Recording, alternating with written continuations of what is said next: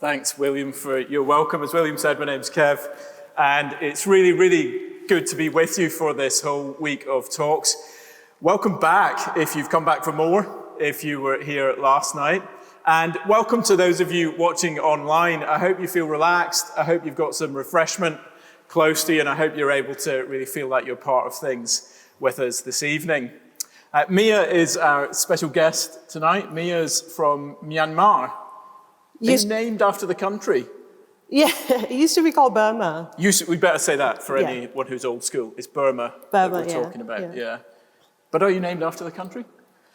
Well, my name is part of it. Yeah. Yeah, Mia. Yeah. So what does that mean? So Mia literally means emerald in my language. Okay. Yeah, so if you put N next to it, that change. Yeah. It means like fast, and yeah, it's completely different. Okay. Well, Mia's come to talk to us about her experience of growing up under the military regime there. But just to put this in context, Mia, tell us about what you do at the moment for a job.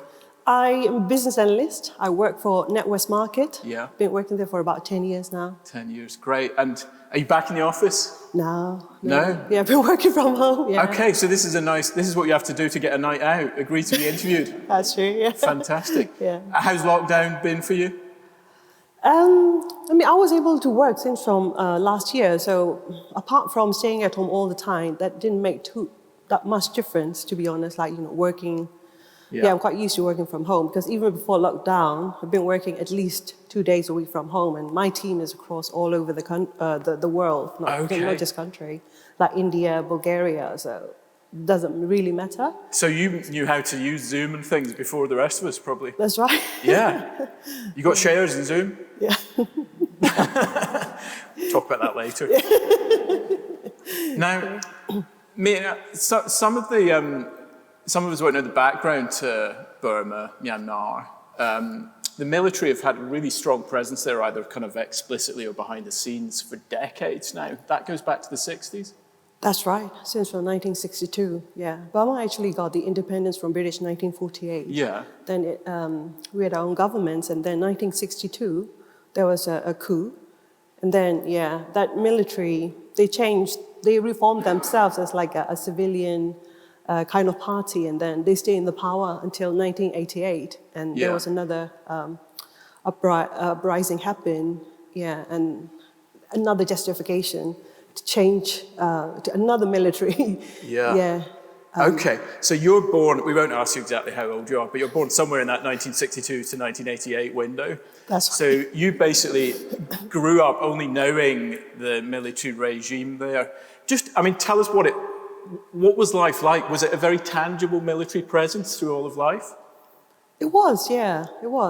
And I clearly remember that whenever you want to get anything done, you have to bribe people all along the way, and you make sure that you talk to the right person, someone who knows from the military, who works for the military, and then they introduce you, another person, and somebody introduce you, and all along the way you have to bribe. And to get anything done, even for applying for the passport, or as simple as that, it's become really difficult. Yeah. And would you see military presence on the streets a lot? It's very normal. Yeah. Okay. Yeah. They're everywhere. Yeah. And then you're about 10 years old when the change of regime happened. That's right. Yeah. So I think what triggered that.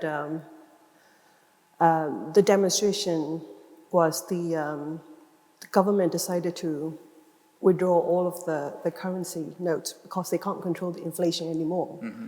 And there's no compensation because not a lot of people knew about it. So, for example, like my parents back home, like people keep money under their bed. So, apart from people who from the military, who knows people, what's going to happen, they change all the notes in advance. But normal people like us, we didn't know. Yeah, wow. And so what was life like around that time in the upheaval in 1988? What do you remember? Yes, well, one of the clear memory that I have still today is, initially the demonstrations were really peaceful. Yeah. Yeah, but after a few days, then the military started to divide people by shooting them.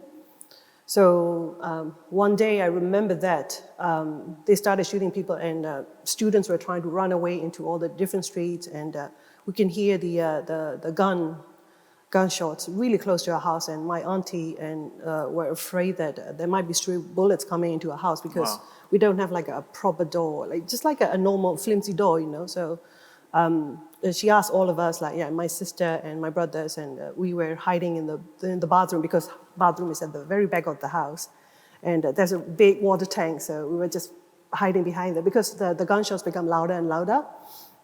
So I remember that very clearly, and I think we probably for about half an hour or 1 hour, when everything's quiet down, only then we came out. How many times did that happen? Luckily it didn't happen too many times. So it's only that particular day because the sound was really loud, and we were hiding. Yeah. But other days was not too bad. Wow. So you're 10 years old, hiding in the bathroom? Yeah, hiding in the bathroom. Yeah. Wow. Yeah, and people are just running everywhere. There's no direction, and and some people might open their doors for them. People who are running and hiding from the soldiers. Yeah. Because soldiers just killing. Yeah. Yeah. And then things don't particularly settle down. No. What happened next? So what happened was, it's not just about that soldiers killing people, and also a lot of opportunities come in, like lootings everywhere. Yeah. And also at night time as well, robberies, a lot of robberies, because like a lot of it's a very poor country. So in order to just survive, like people do whatever they have to do. So what happened was all of these like unsettling everywhere happening especially in the capital cities. So what happened was. Sorry, we forgot to say where you live. Where did you grow up? Oh, it's in Rangoon. In Rangoon, yeah. Rangoon, yes. Yeah. That's used to be a capital of Burma. Yeah. Yeah. And then, is this the time when you were off school for a couple of years? That's right. Or that was later? So as soon as government started shooting people, and then they closed down everything. Like everything shut down. All the offices, all the schools, university, everything closed. Yeah. And it lasted for about 2 years. Okay, 2 years. So any parents here who've done homeschooling for a few months, 2 years of no school, that's a bit of a thought, isn't it? There's a parent over there. So what did you do in that 2 years? Was there homeschooling? Well, no, of course. Yeah. Because nobody thought that it would take that long. Okay. Yeah. And also, there's no television, no internet. And people have no idea like what homeschooling even is. Yeah. So I mean, we barely have like a few hours a day electricity, and television. There's only one channel, and this state sponsor, and only a few hours a day. So people don't have enough education to even teach their own children. Wow. So there is no such thing as homeschooling. So we get to play a lot. Yep. As long as we come back before the curfew. So you'd go out. We friends, go out, siblings, we go out and play, and as long as we come back before curfew, 4 o'clock in the evening. And also, I mean, we're blessed that I live quite close to the missionary compound. Okay. So in that missionary compound, this really nice lady, she was really kind enough, like, to bring all of us and, like, taught Sunday school, like tell us about the stories from the Bible, and teach us a few songs, and we get to play, a couple of hour days. Yeah. So she would take us, And you were sent there because your mother was already a Christian at this time? That's right, yeah. My mom's a Christian, but my dad is a Buddhist, so I was brought up in a mixed, religion background. Yeah, although obviously the wider culture much more Buddhist. That's right, yeah. According to the statistics, I believe it's about 96% is Buddhist. Wow. Yes. Okay. And tell us about that aspect of life, because I know there was obviously a strong military presence, but the religious presence would have been very tangible and felt as well. A lot of monks, a lot of temples. I mean, how would we notice that people were religious? Would we see them at certain times of day doing certain things? Yes, absolutely. I've got 2 aunties who's from my dad's side. So they're Buddhist. So on special day, like full moon days or like that, she would go to the temples. Yeah. And we'll be fasting the whole day. And they would be meditating, and they would be using these rosaries and doing all these chanting of the mantras and all that. Yeah. Yeah, and that's very typical, normal scene. You get to see monks everywhere in Burma as well, monks and nuns on the street. Yeah.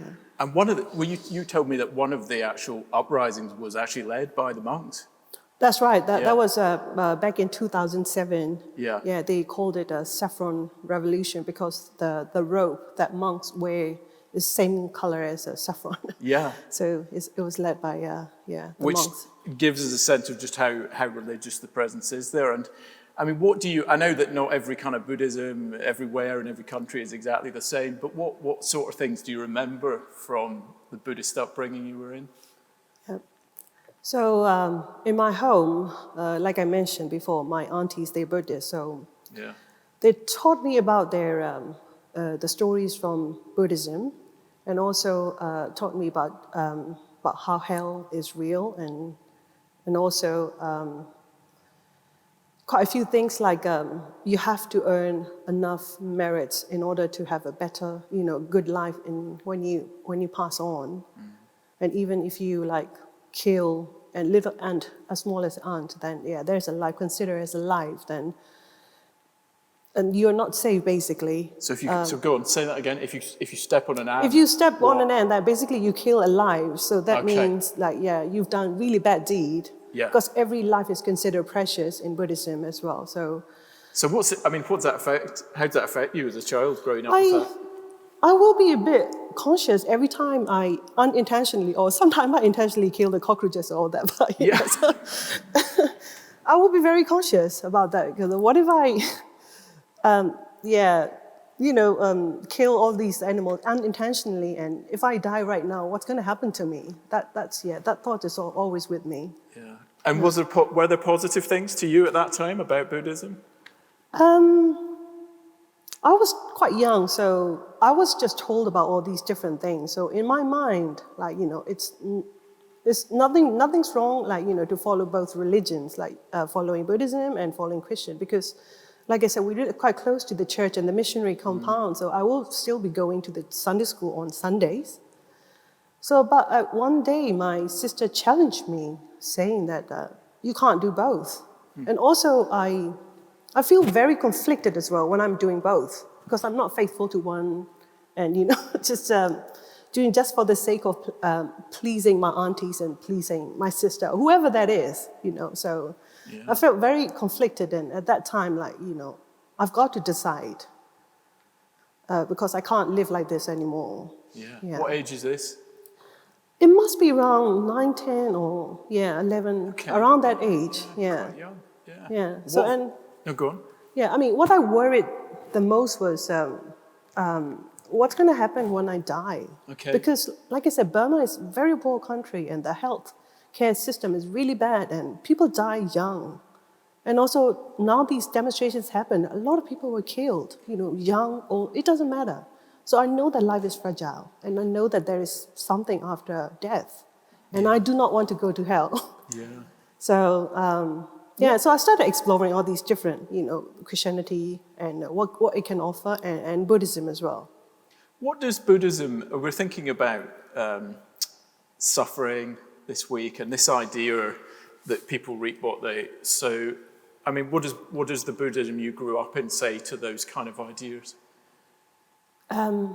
Probably they would say that because you've done something really bad things in your past life, because you are paying for it now. Yeah. Especially, I've got one of my mom's friend, and we had a conversation. They have 2 sons. Mm-hmm. One of them was born with mental illness. Mm-hmm. My mom's friend also very similar situation like my parents as well. She is a Christian, but she's married to a Buddhist.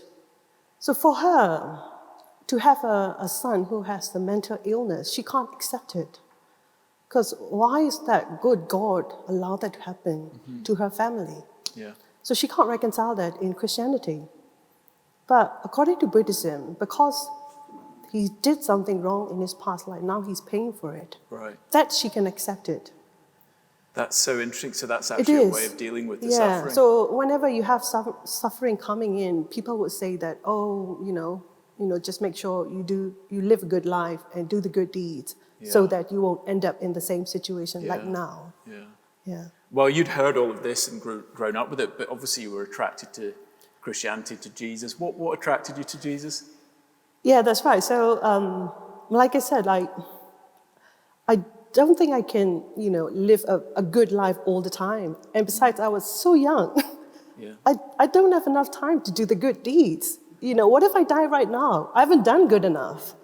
Yeah. And also, it might be my family or Burmese Buddhism teaching say that on your deathbed, if you are not thinking straight, or if your thinking is not right and not noble, not holy, you will end up something really terrible. You might even be like a ghost, staying in one place. It was kind of scary. Yeah. So, and in Christianity, in the Sunday school, the teacher taught us about this verse, oh, God so loved the world, and he sent his son Jesus, and if you believe in Jesus Christ, you will be saved, or you will not perish. I was like, yeah, that I can do it. The other, I definitely can't. I can't have good thinking, good thoughts all the time. That's impossible for me. So that's why, okay, this sounds like this is something that I maybe pay more attention to. And then, I spent more time, and then, by God's grace, he opened my eye, and I didn't know a lot about Christianity at that time. To be fair, I didn't know about what sin is, but that was good enough for me to decide that, okay, I want to be a Christian. Yeah. So, yeah. And how did your Buddhist family feel about that? I'm my auntie's favorite. Maybe I like to think that. So the first few years, I would say, they think that this is just a childish decision that I've made. Then if they force me to follow Buddhism, then I might follow again. So I find it, in the beginning, it was a bit difficult. But I've told them, so I can't, I can't do both. And I've decided to follow Christianity. Yeah. Then they finally got it, and then they didn't force me to, go to the temple with them, or force me to do the meditation, or ask me to recite the mantras or anything like that anymore. Yeah. Okay, so let's fast forward a little bit on the timeline. So you're now thinking about going to university, but that got scuppered by another. That's right. coup. So when I finished my high school, what happened was there's no university that I can go to because of the backlog 2-year school. Right. So I had to wait for my turn to go into the university. Yeah. So and when the university opened, when it's my turn, I went there for about a few months. Then another demonstration happened, so they closed all the university again. Yeah. So. And now we're almost what year? Just before the year 2000. That was 1999. Yeah. Yeah. So the university closed again for another 2 years. Yeah. So during that time, a lot of foreign companies started investing in opening the private schools. So I joined one of them and took my diploma course. Yeah. And your folks were already over in the UK now? My mom, my mom And- first came here. Yeah. And they were keen to get you over here before. Millennium. That's quite funny because a lot Some of of the young people won't remember that. Go on. That was some of them genuinely concerned that do not fly during the time when the time changed from 1999 to 2000. So some of them just joke, as long as you don't, you might end up like They thought all the computers were. It was a bit boring in the end, wasn't it? Nothing happened. Yeah, nothing happened. The clocks all just changed. That's and it was right. Fine. Yeah. But I got here before that. You got just here in case. before then. Yeah. And then you did 3 different degrees. That's right. Yeah. Yeah. The first one was. That was in Middlesex University. Yeah. And that was in. That was in 2006, I think. Yeah. And you were studying computer animation. Yeah. How did you end up in the city when you did something so cool as computer animation? I don't understand. Anyway, and then you went to America for a bit. Then you came back, and you were kind of growing as a Christian through this time. Yes, always been a Christian. Yeah. Yeah, but looking back home and still seeing various highs and lows, and still seeing those today, sadly, as you look back. I mean, what do you pray, Mia, as you pray for your country? No, it's really sad that because I'm outside of this conflict right now, but I know exactly how these people are feeling. Yeah. So I encourage and I pray for people who believe in Jesus, to keep trusting in the Lord. Mm-hmm. And also, Personally, when we were in that situation, I depend on God more, I rely on God more, and my focus is all on Him. I don't get distracted by any other things. So I encourage my friends, to keep trusting in the Lord. And I told them, it may look like the wicked still prospers, because they've been prospering since from 1962. But one of the Bible verses, it says that what profit is there for a man if he loses his soul but gain the whole world? Yeah. So I encourage them, saying that yes, there will come a day God will give the judgment. So keep standing firm in your faith. It's interesting you mentioned that. We're going to be looking later at this idea that in this world it feels like sometimes the wicked do prosper and live long.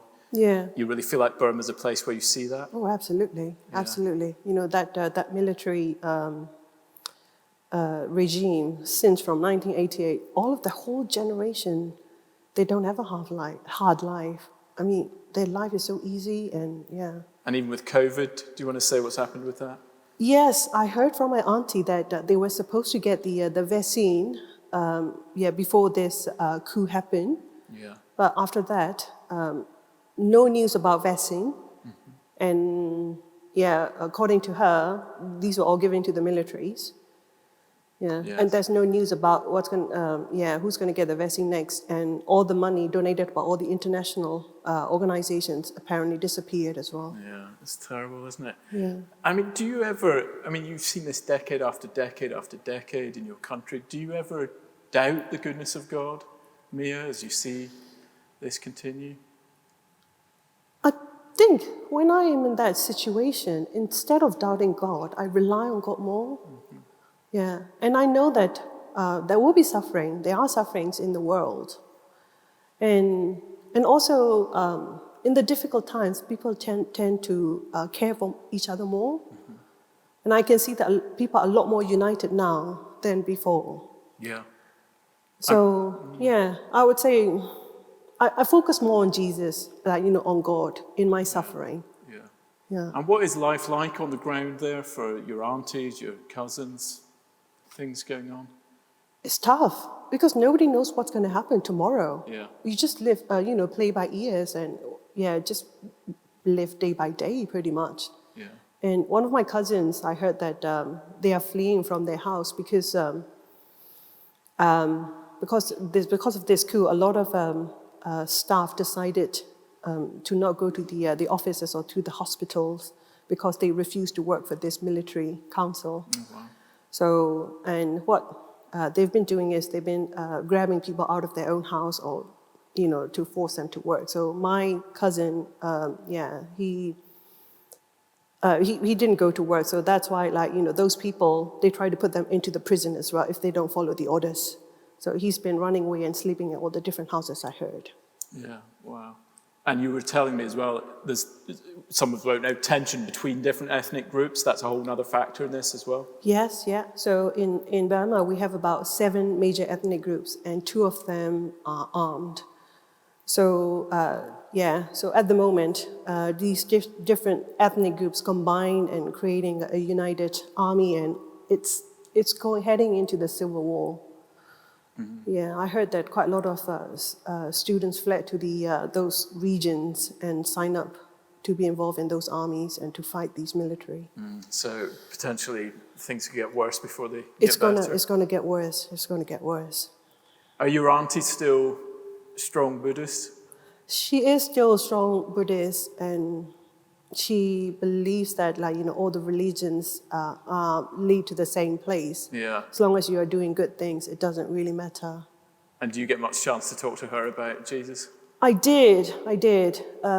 In her mind, Christianity is completely foreign because she was born and brought up in Burma all her life, and her great-great-grandmothers and everybody's born and raised up as a Buddhism.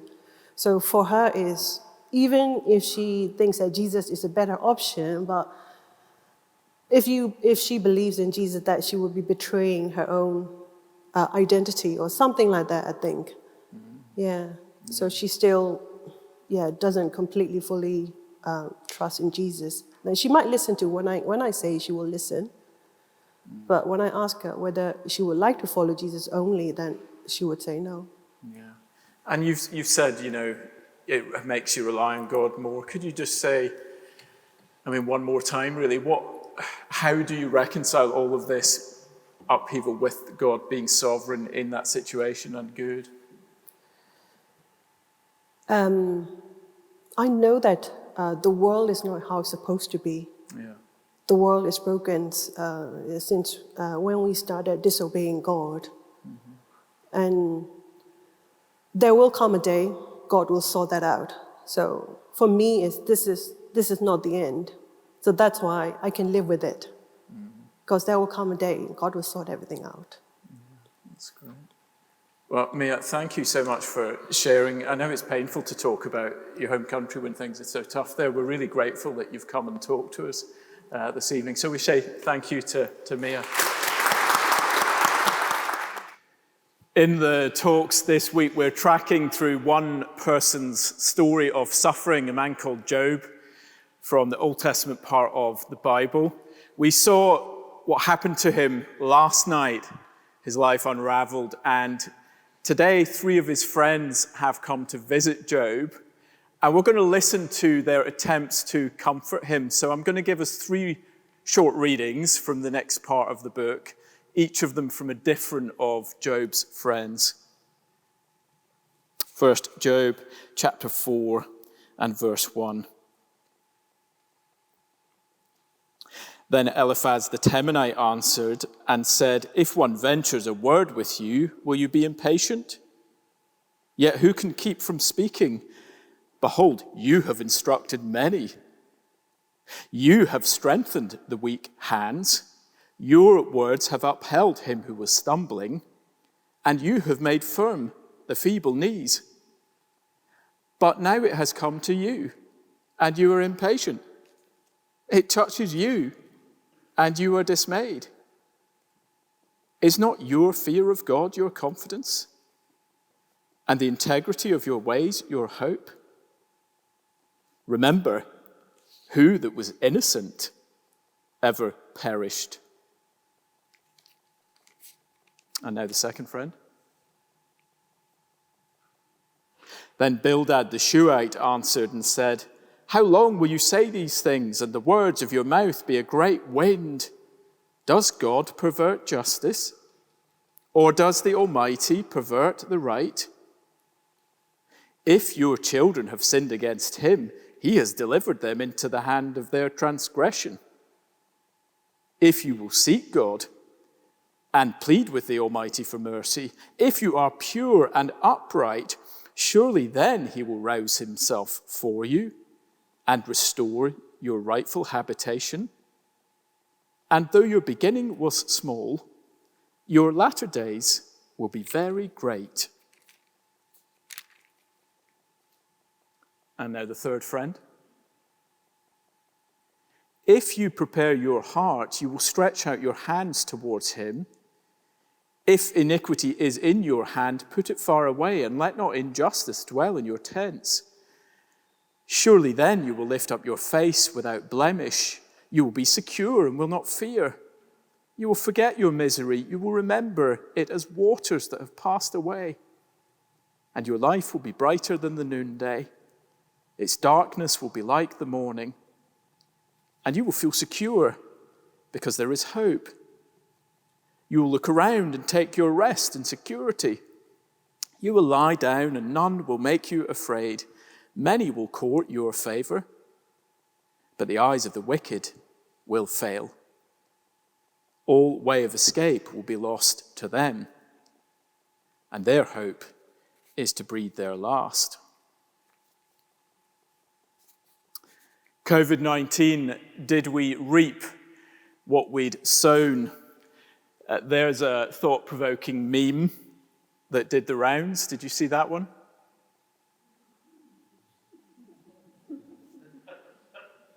And then the next one was a news item that basically was suggesting nature is sending us a message. It was a report that said that human behavior is almost always the cause of how a virus like this is able to spread to humans. And then Hulk Hogan, recognize him? That well-known theologian? He's one of many that's claimed this was an act of God. In a few short months, just like he did with the plagues of Egypt, God took away everything we worship, says the wrestler. He quotes the Old Testament and suggests that if we humble ourselves before God, then he will prosper our nations again. Job is one of the most famous sufferers in the Bible. The poor man was metaphorically struck by lightning repeatedly in the space of just minutes. Devastating messages piled in, first about his business collapsed, then his employees killed, most guttingly of all, his 10 children wiped out in a flash. And yet we saw last night, Job refused to curse God. It was amazing. But there are many stages of grief. And in chapter 3, Job groans, verse 11, "Why did I not die at birth?" Verse 12, "Why did the knees receive me?" Verse 20, "Why is light given to him who is in misery?" It's very real, isn't it? And tomorrow night, we're going to focus on Job's response. We're going to enter the world of the suffering person. But today, I want us to focus on his friends, sometimes called Job's comforters.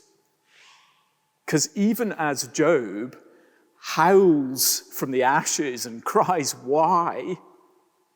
these chaps show up and confidently pronounce, "We know why." Now, we need to be clear before we get into what they're saying. They are wrong, Job's friends. They're wrong about Job, and they're wrong about God. God tells them that they're wrong right at the end of the book. But the need to find answers is very strong, isn't it?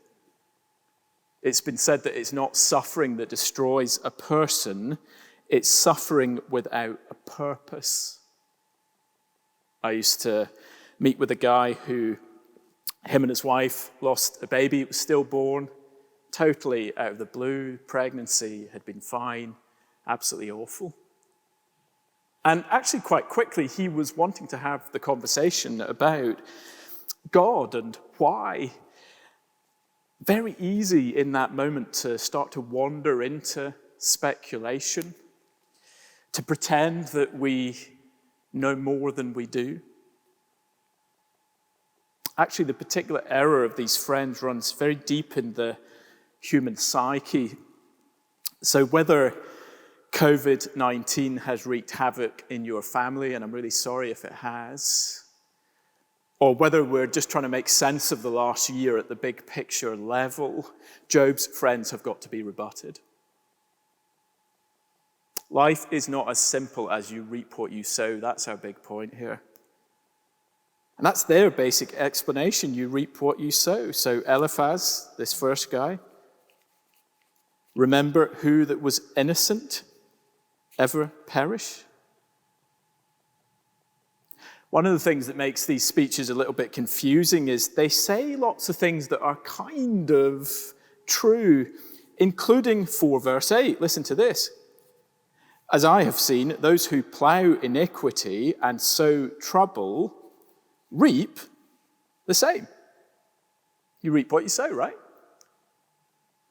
It's partly just a principle of nature. So my son thinks of himself as a bit of a 6-year-old urban farmer.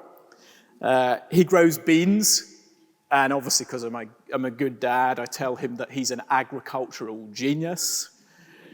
But it's actually really quite easy to grow beans, even on the balcony of a central London flat. You sow bean seeds, you reap beans. And we can say, as you watch people's lives unfold, that you tend to see that principle worked out, don't you? So if you spend all of your time getting drunk or being a gossip or a cheat, generally you will reap negative consequences. Abuse the planet, sure, all kinds of knock-on effects. And plenty of theories have gone around in the last year about the loss of biodiversity, creating the conditions for a virus like this to thrive. And it's more than just cause and effect here. Verse 9, by the breath of God they perish, and by the blast of his anger they are consumed. See, we live in a moral universe where God sees and cares and punishes injustice. The wicked will perish on the day of God's judgment. You reap what you sow. The New Testament, actually quotes that verse and agrees. But do you see how Job's friends have kind of pushed the principle a bit too far? Bad people come to ruin. You've come to ruin, Job. So what must that tell us about you? Who that was innocent ever perished? Well, as I said, they're wrong. Yes, you reap what you sow, but sometimes a brick just lands in your plant pot. And yet, we get the same message from the next friend. Chapter 8, verse 4. If your children have sinned against him, he has delivered them into the hand of their transgression. Do you hear that? Job's 10 kids died when a house suddenly fell on them. This guy is suggesting that they must have deserved it. Can you imagine ever saying that to a grieving dad? Some friend. And because that's his mindset, it just logically follows that his advice to Job has to be, if you will seek God and plead with the Almighty for mercy, if you're pure and upright, surely then he will rouse himself for you and restore you to your rightful habitation. In other words, stop sinning, Job, and all will be sunny again. But it's wrong because Job is upright. There are no unconfessed sins in his life. Zophar is the third friend, and I'm afraid it's not a case of so far so good, it's so far no better in chapter 11. And they are right to warn about judgment. There is judgment. Maybe the idea of that's new to you tonight, quite intense. But Jesus is clear. If you ignore God all your life, there will be consequences. You will reap what you sow in that sense. And we need to say that at the big level of our collective decision to ignore our Maker and his instructions about how to run his world, of course that creates all kinds of dysfunction in a world where deadly viruses are just one of the horrible consequences. But at the micro level of any particular tragedy and any particular individual suffering within it, it's just way too simplistic to presume that they are reaping the particular consequences of what they've particularly done wrong. In chapter 21, Job has some observations of his own, namely that bad guys prosper all over the place.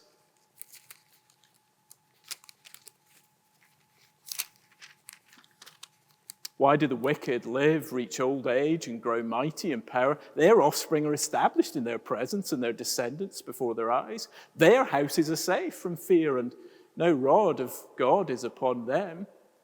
They say to God, depart from us. We do not desire the knowledge of your ways.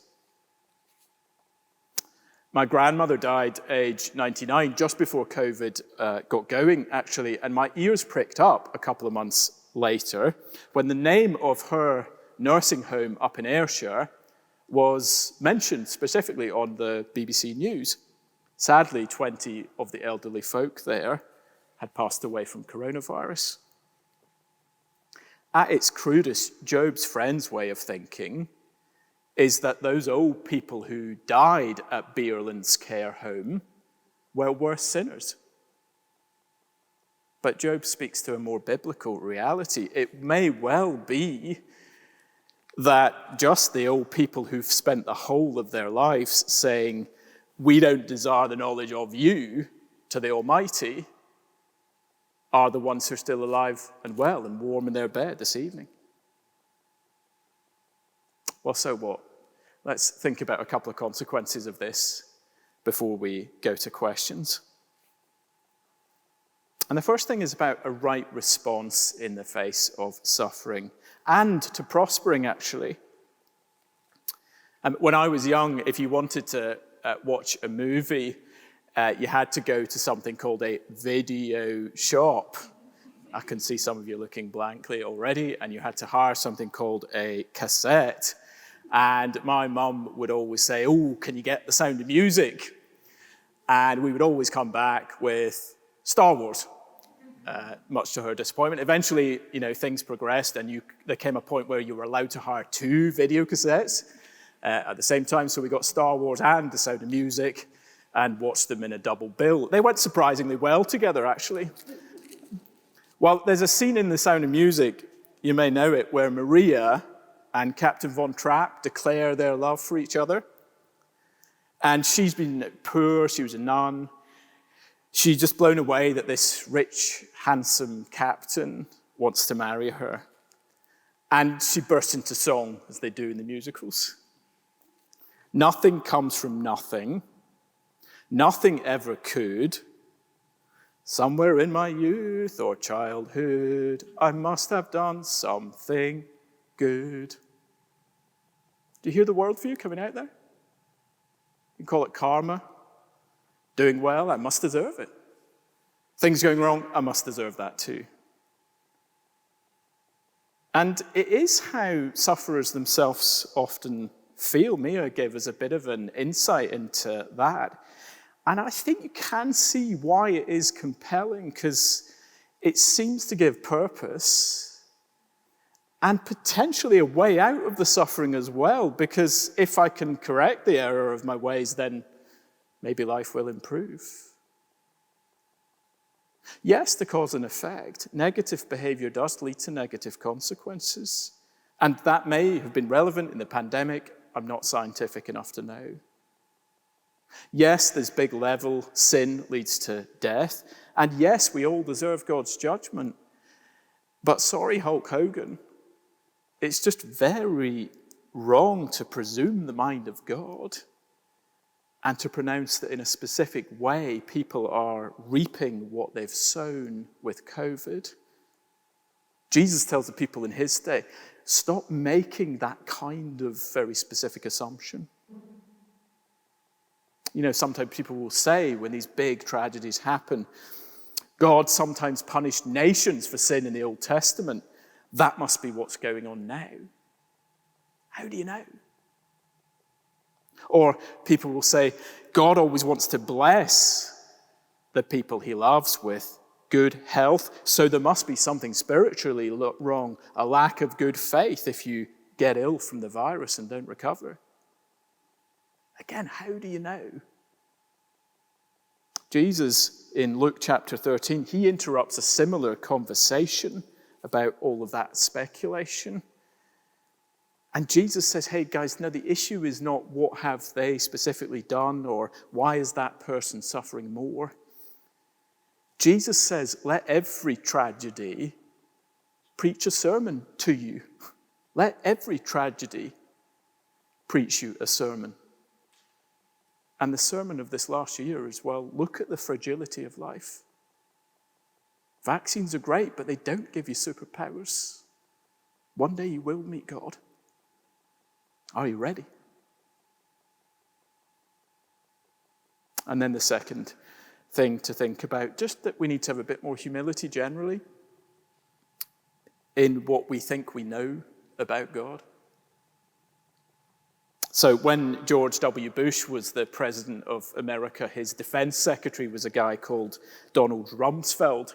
This was the era of September 11th and the war in Iraq. And there was one news conference where they grilled Rumsfeld about what was known of the Iraqi government's links to terrorists. And this guy, Rumsfeld, replied, there are things that we know, There are things we know we don't know, and then there are things we don't know that we don't know. He was lampooned at the time for sounding nonsensical, but more careful observers realized he was onto something. See, whether you're talking about military strategy or response to a global pandemic, wisdom lies in being humble about the things you don't know, probably whole categories of knowledge that you haven't accessed yet. And isn't it true that the politicians have often sounded at their most sensible in this past year when they've been brave enough to be humble and admit what they don't know? There's lots that we can know about God in here. I hope we can engage with some more of that in the question time. But we don't know why he allowed COVID-19. And we mustn't pretend that we do. Job's friends, they spouted off so confidently about his situation. I wonder, where was the space in their worldview for a delay in God's time scale? We still live in the middle of the story. There's lots of loose ends and unresolved tensions. These guys really needed to have a longer view if they were going to properly understand how Job would be vindicated in the end, which he will, and which God promises all those who trust him will be. And what else won't you have space for in your worldview if you have no space for the suffering of the innocent? No space for the suffering of one God is pleased with and loves? Who that was innocent ever perished? One of Job's friends asked. Well, God's answer to that question is to place a large wooden cross at the heart of human history, contra all the world's wisdom, and totally glorious. God's way, I'm afraid, is not to give us all the answers to our why questions right now. But as we fix our eyes on the innocent one who perished in our place, then that enables us to catch a glimpse of why we can trust in the middle of the story that God is good. Thank you for listening. We're going to take a couple of minutes break before the questions. I've got a number of questions here already. Do send more questions in if you'd like to. Where does God say the friends are wrong, i.e. that it's not you reap what you say? I mean, you've said that, so can you just explain how that happens? That's right. Well, if you come on Sunday, we'll get to the end of the story on Sunday, but I won't make you wait for them to give you the verse. I'll give you it out. So it's Job 42, verse 7. God says, "My anger burns against you and your two friends." He's talking to one of the friends about all of them. "For you have not spoken of me what is right, as my servant Job has." That's really helpful. So actually you've got 42 chapters of wrong stuff. Yeah. What a remarkable book it is, isn't it? Well, I always, because some Christians are in the habit of reading a bit of the Bible every day, so you could spend like quite a few months of your daily Bible readings, and then only realize at the end, oh, it was all a load of rubbish, actually, when God says. Why do you think we have got 42 chapters of wrong, well, probably 41 chapters or 40 chapters of wrong stuff? Well, I was going to say that on Sunday, but I'll say it now. You're stealing my talk from Sunday, basically. No, just slip it in there, and then we might remember it on Monday morning. Because really what we should do is have 42 nights of the week of talks. 42, that's longer than a week. That's quite a few weeks. You would never let me back in after the 5th or 6th week, because you'd be going, we don't understand. They're so foggy, they're so confused. They've got these half-truths that they chuck in. And I think the aim is that we're absolutely gasping for some light into all of this. And that's what happens just before the end of the book. It says God speaks. And that's a really big moment. And I will make you wait for Sunday to hear what he says. Yeah, that's really helpful. And our kind of human answers are so often so far short of what the answer really is, I guess. And it's just really humbling. It puts us in our place. Yeah, that's really very, very helpful. Is it fair that God used Job with his children dying and losing all his property, just to teach us a lesson about suffering. It seems pretty cruel. Yeah, thank you. We talked a little bit about that last night as well. And we'll see tomorrow night that there's no sense in which, Job doesn't feel it himself. Job is the one tomorrow night making his complaint, his accusation against God. So it's really strong tomorrow night in terms of how Job talks to the Lord about his experience. And I think that the answer has to be partly in seeing that longer view, that actually God's timescale is different from ours, that we see some sort of resolution by the end of the book. And part of coming to trust how God works and what he says is, again, we said this last night, the Bible doesn't tend to present this in terms of theological statements and philosophical arguments. It tells us stories. And in the middle of the story, it's hard to see why something's good often. But by the end of the story, we can see that there was a bigger picture being painted and that God always comes out of the story vindicated and never having put a foot wrong in the detail. So it's just really hard to feel that in the middle of the story, though, and we'll see that in Job tomorrow night. Well, then this next question, I think, flows in. It seems that poor countries suffer particularly more than developed countries. Why is God so unfair? Yeah. And I don't know the answer. I mean, you could think about that at level of families, communities, and as you've said, their nations. We don't know. And I think part of what we're seeing from Job's friends is that we mustn't speculate. And sadly, a lot of people do. So there's a lot of stuff said, isn't there, about certain nations deserving God's judgment for whatever they've done in the past and all of that kind of thing. And I think that one of the big lessons from Job is we just can't engage in that kind of speculation. That's very, very well. Thank you for that.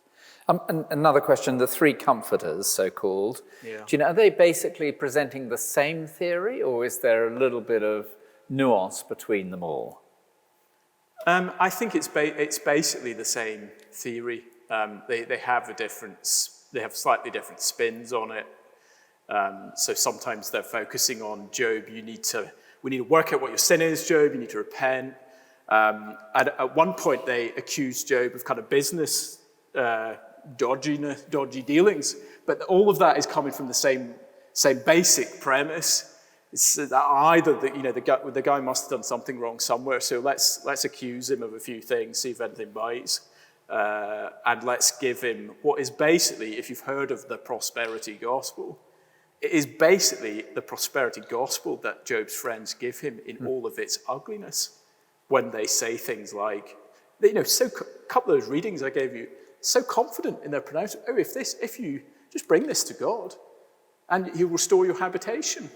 It's so confident that they know that if he just confesses his sin, whatever it is, all will be well again. It's very, very presumptuous to assume that. That's very helpful. People may not have heard of the prosperity gospel, but just give us a very quick. Well, it's that kind of idea that health and wealth flow for those who God is pleased with and for those who trust in God. So it could be very damaging to people at the level of kind of pastorally how you look after people. If someone walks into a church and they're not well and they want someone to pray with them, that's a great thing.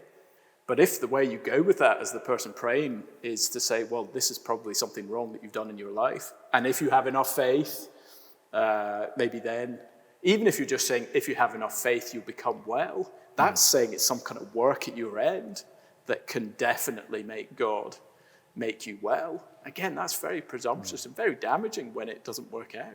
And God's not contractual like that, is He? Right, yeah, and I think that's really important. That's one of the big things we're learning in the book of Job. It's actually about a relationship with God. It's not transactional. God's trying to teach us things about Him, often in the middle of the story and the storm. Can I ask you a personal question? Depends what it is. Well,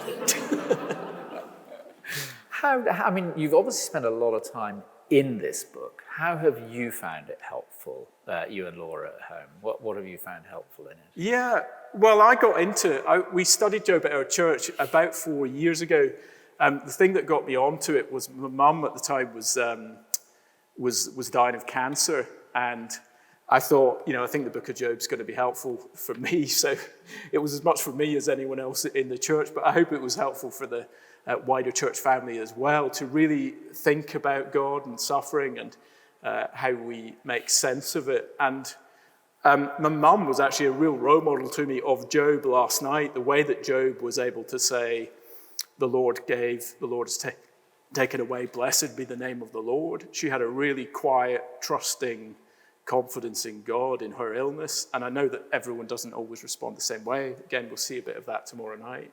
But it was a real example to me of, someone who'd had a real life of knowing God's goodness, knowing his promises, trusting in Jesus. And then, as she faded away, just that real quiet trust. It was amazing. So it's kind of reinforced to me some of the lessons I was seeing in real life from my mum. Yeah. That's very helpful. There's so many good questions here. Job sounds very abstract and philosophical. How do we know this is reality? Yeah, that's a good question. Some people question whether the book of Job is actually a real book. That might be one of the reasons. I think sometimes it's just because it feels very different. Loads of camels, and no one has 7,000 camels, do they? It can't be real. And just the fact that it sounds like it was all a long time ago. It's told in a kind of story form. There's a couple of bits in the New Testament. A couple of the apostles, Peter and James, reference Job specifically on a list of other real live characters from the Old Testament. So I think that probably suggests that this is his real story. It's obviously told in a way that's very engaging, but real life. To be honest, even if it was a parable, Jesus sometimes told parables. If it was a long, extended parable, I suppose it could be that. It'd be making a point, though, about the real world and what God is like. And the real things about God are really true. They don't have 7,000 camels in Ayrshire, but, down here. Really? How do you think Job would feel if he knew the reason behind his particular suffering? That is a very interesting question, because do you know what? When we get to the end of the book and the resolution, we don't hear of him getting told, which is really, really interesting. And actually, one of the points of the book is the point that we've been making tonight, is actually trusting God when we don't know the precise reason. And Job's amazing because he's got this kind of bedrock of trusting God based on what he knows about the character of God and the story of God and his people, that makes him say last night, well, this is my creator. Blessed, this is the one who gave, this is the one who made me. He's given, he's taken away. I think to think like that, I think sometimes, is it partly a generational thing? We can be quite presumptuous, can't we, about what we're owed, what we're entitled to in our lives, amount of control that we should expect, control of knowledge about what's going on.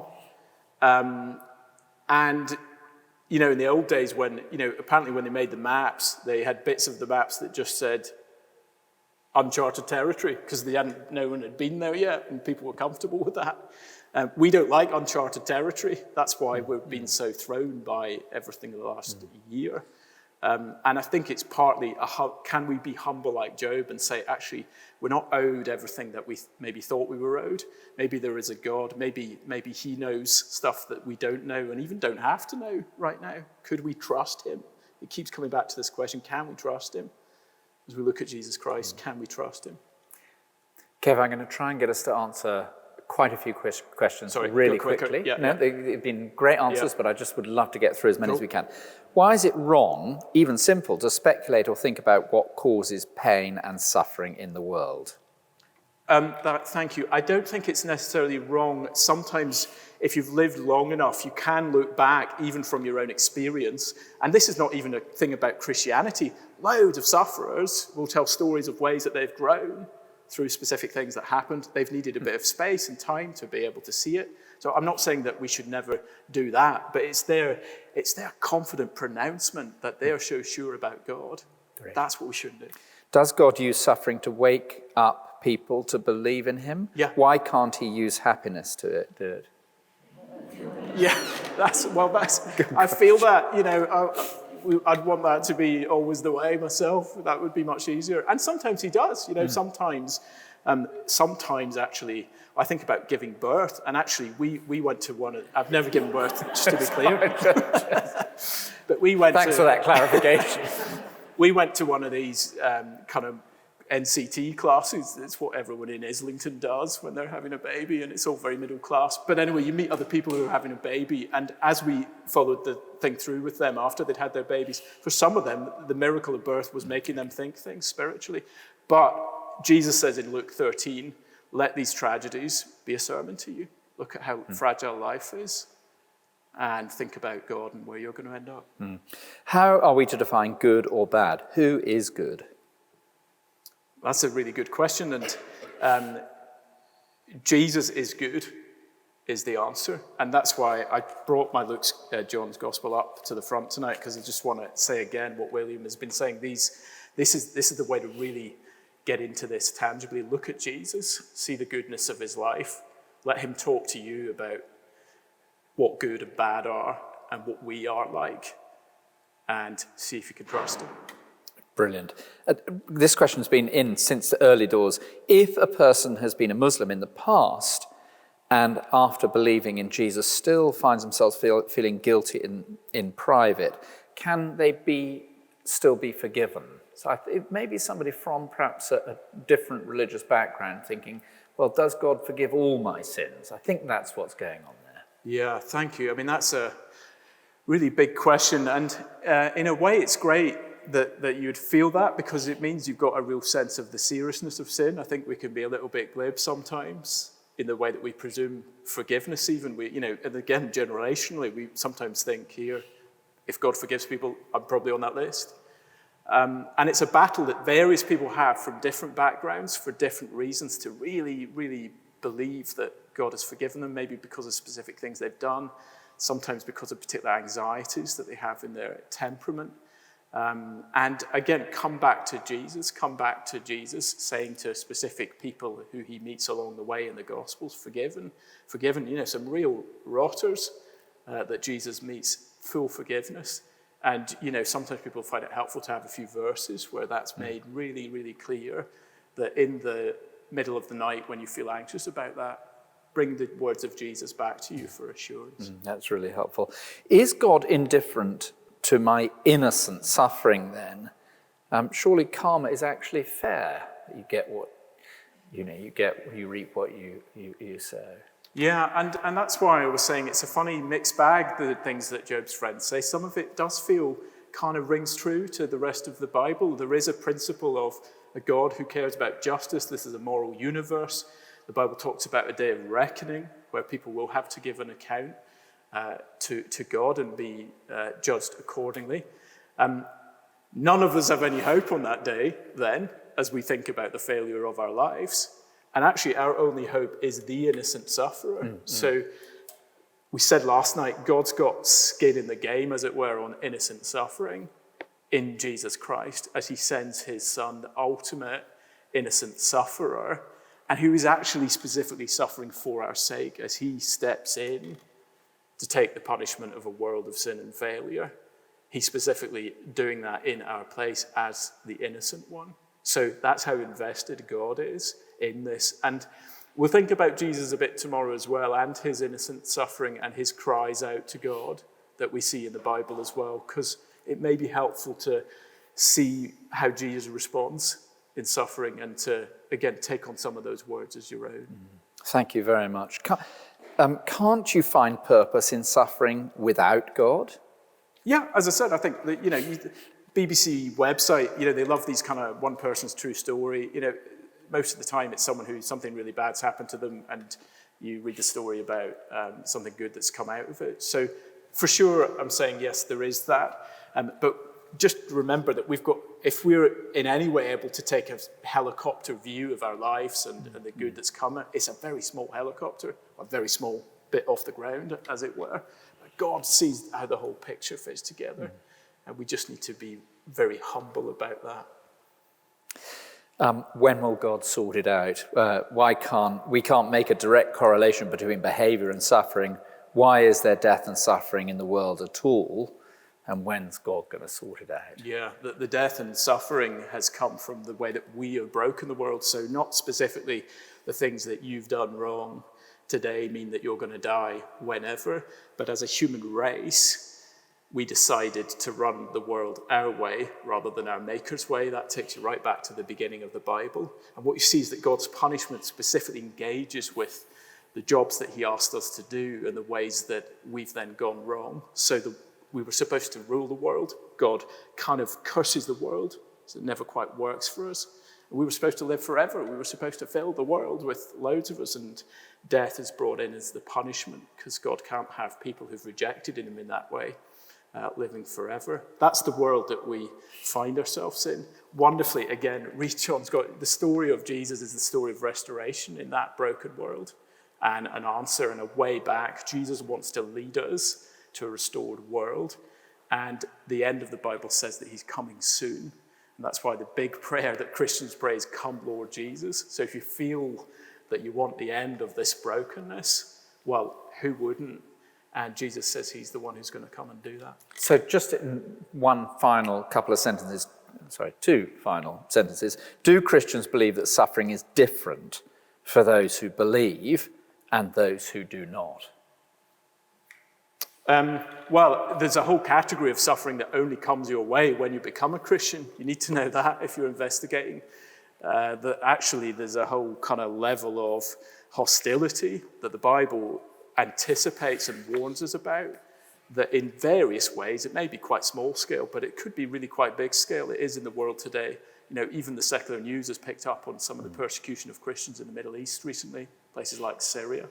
So actually, in the present tense, there could be even more suffering if you're a follower of Jesus. But it's so worth it. What are the positives as a Christian sufferer? Well, it may sound mad, but there's a kind of depth of knowing Jesus in it, that as you walk, Jesus walks the way of the cross, and he says in Mark's gospel, anyone who follows me must come after me, take up his cross and follow me. So that may sound so weird, but there's a kind of depth of knowing Jesus as you walk that path, trusting in God, trusting in a better future as he did. And then the promise as you walk that path is the promise of vindication. As Job was vindicated, all those who trust in God will be vindicated on that day when Jesus returns. Big stuff. You need to read John, you need to go to Christian Explored, all of that.